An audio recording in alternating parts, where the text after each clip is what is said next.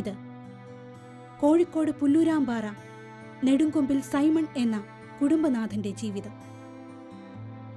ജീവിതത്തിലെ പ്രതിസന്ധികളിലും തകർച്ചകളിലും മറ്റൊന്നിലും ശ്രദ്ധിക്കാതെ യേശുവിൻ്റെ സ്നേഹത്തിലേക്ക് മാത്രം ശ്രദ്ധിച്ച ഒരു കുടുംബം.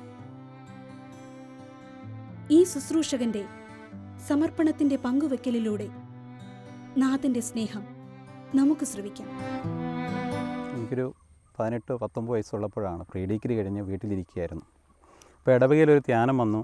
ആ ധ്യാനത്തിൽ പങ്കെടുക്കണമെന്ന് എൻ്റെ ഉള്ളിലൊരു വലിയ ഒരാഗ്രഹമുണ്ടായി. ആരെയും അറിയിക്കാതെ ഒരു പക്ഷേ ഒളിച്ച് എന്നപോലെ വീട്ടുകാരറിഞ്ഞു, ബാക്കി ആരും അറിയാതെ ഞാൻ ധ്യാനത്തിൽ പോയി കിടന്നുള്ള ധ്യാനമായിരുന്നു.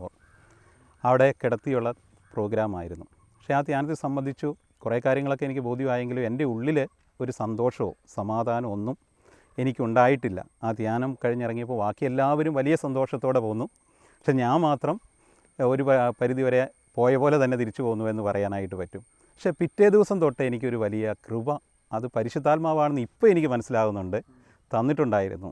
അന്ന് വരെ വൈകുന്നേരം അങ്ങാടികളിലൂടെ പോയി കൂട്ടുകാരുമായിട്ട് കമ്പനി കൂടി ഇരുന്നിരുന്ന അവസ്ഥയിൽ നിന്ന് മാറിയിട്ട് ഒരു 3 മണിയാകുമ്പോൾ, രാവിലെ റബ്ബർ വെട്ടുണ്ട്, പിന്നെ പശു ഉണ്ടായിരുന്നു.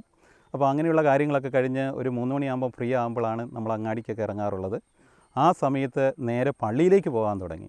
പള്ളിയിൽ പോയി 2-3 മണിക്കൂർ ദീപികാരുണ്യ സന്നിധിയിൽ പോയി ഇരുന്ന് അവിടെ നോക്കിയിരുന്ന് വെറുതെ സമയം ഈശോയുടെ അടുത്തിരിക്കാൻ തുടങ്ങി. എന്തോ ഒരു മാറ്റം എൻ്റെ ഉള്ളിൽ സംഭവിച്ചുകൊണ്ടിരിക്കുകയായിരുന്നു ആ സമയത്ത് മുഴുവൻ.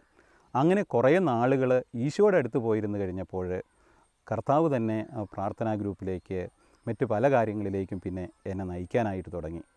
അങ്ങനെ ഒരു വലിയ സൗഖ്യാനുഭവം എനിക്കുണ്ടാകാൻ തുടങ്ങി. എനിക്ക് ഒത്തിരി അപകർഷതാബോധം ഉണ്ടായിരുന്നു, ഉള്ളിൽ ഒത്തിരി ഭയമുണ്ടായിരുന്നു, അല്ലെങ്കിൽ കുറേ ഏറെ അമർഷങ്ങൾ, ദേഷ്യങ്ങളുണ്ടായിരുന്നു. ഇതെല്ലാം ഈ ദീപികാരുണ്യ സന്നിധിയിൽ നിന്നാണ് ഞാൻ സൗഖ്യമാക്കപ്പെട്ടത്. മറ്റെവിടെ നിന്നാണെന്ന് പറയാനായിട്ട് പറ്റിയല്ല. അപ്പോൾ അങ്ങനെ ഒരു വലിയ സൗഖ്യം ഈശോ പതുക്കെ എനിക്ക് തന്നുകൊണ്ടിരുന്നു.